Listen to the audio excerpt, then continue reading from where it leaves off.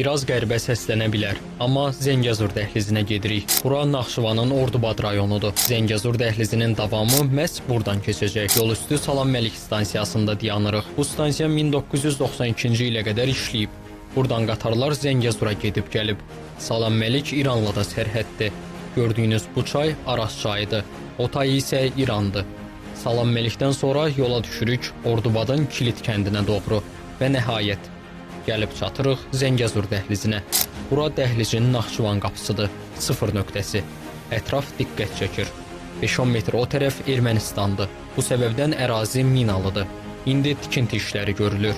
Yeni dəmir yolu xətti çəkilir. Dəhliz açıldıqdan sonra tez bir zamanda Zəngəzura gedib gələ biləcəyik. Elə 87 yaşlı Əhməd babanın da dediyi kimi. Bu arka sucanı ümit var bir de gelecek. Zəngəzur dəhlizi də açılacaq. Açılacak. Zəngəzur dəhlizi de açılacak.